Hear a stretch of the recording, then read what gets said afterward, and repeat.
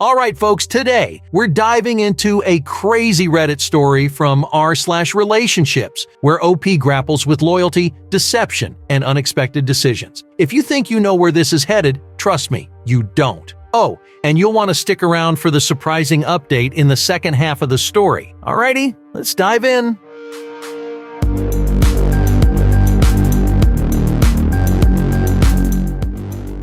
My best friend Alice, a 38-year-old woman, is going through a divorce with her husband Ken, who is 44 years old. My husband and I have been together for 10 years, and we've always been close with Ken and Alice. Alice and I have been best friends since long before we met either of our partners. My husband and Ken have become good friends over the years, and they hang out, just the two of them, semi-frequently. About a month ago, Ken told Alice that he wanted a divorce. Alice told me that for the last 6 months they've been having issues. According to her, the problems stem from Ken's issues with her job. 3 years ago, she accepted a promotion at her company that requires her to travel 3 to 4 months out of the year, and she works a lot, even when she isn't on assignment. Alice has always been insanely ambitious and successful. It's important to note that Ken works full-time as a tradesman. He works out of his shop on their property, doing metal work, and stays pretty busy.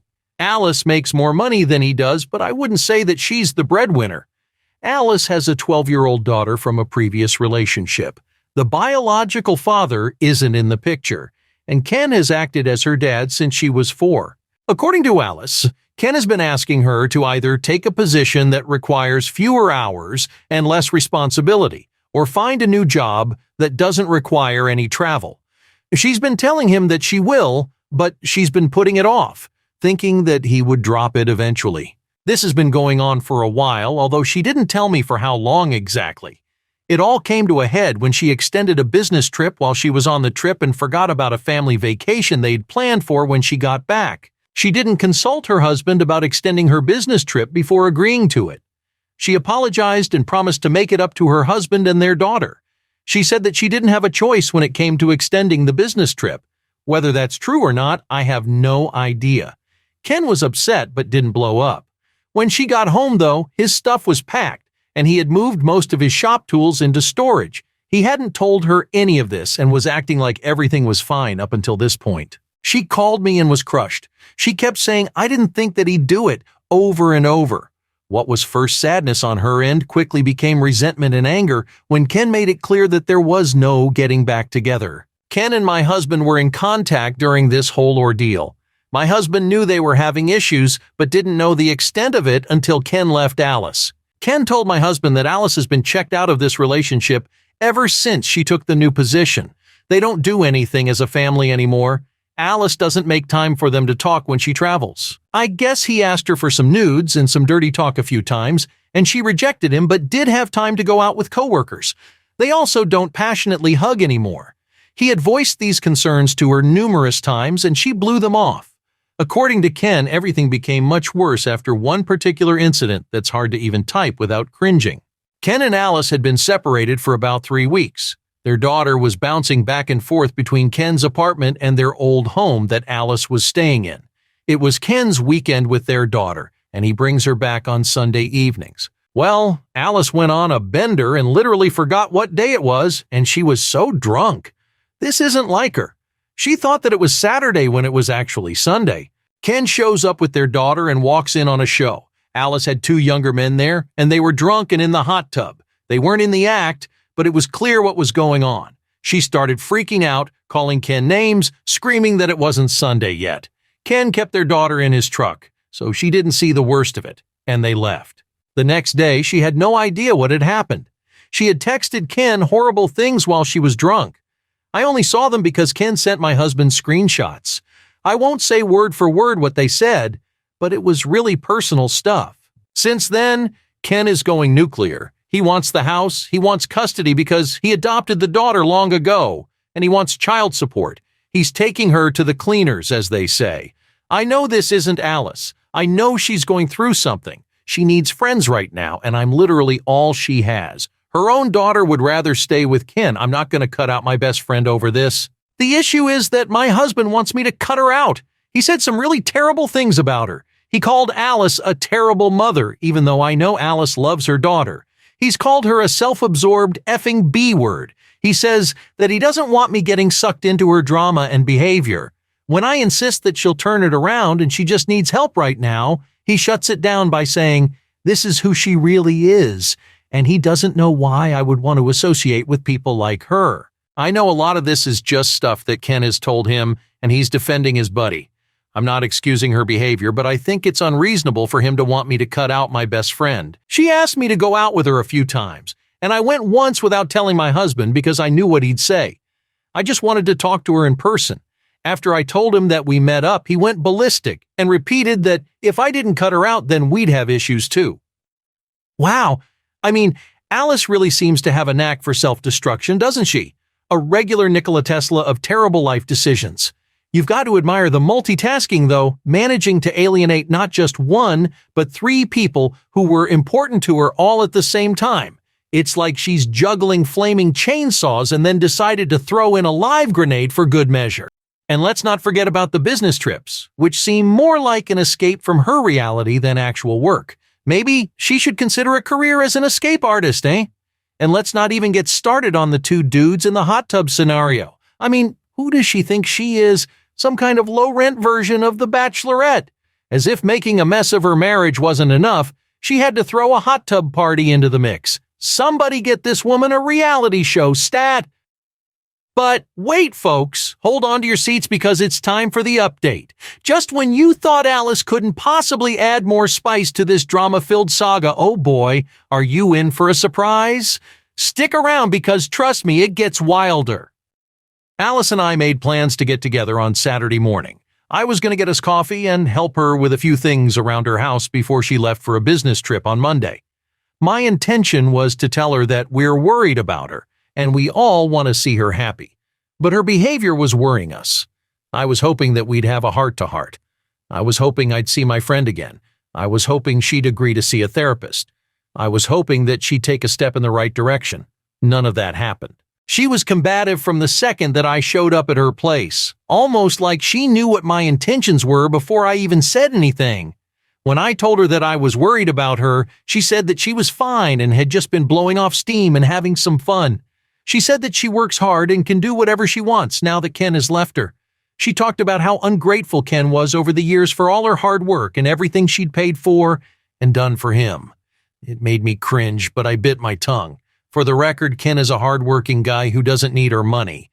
He was the breadwinner when they first got together.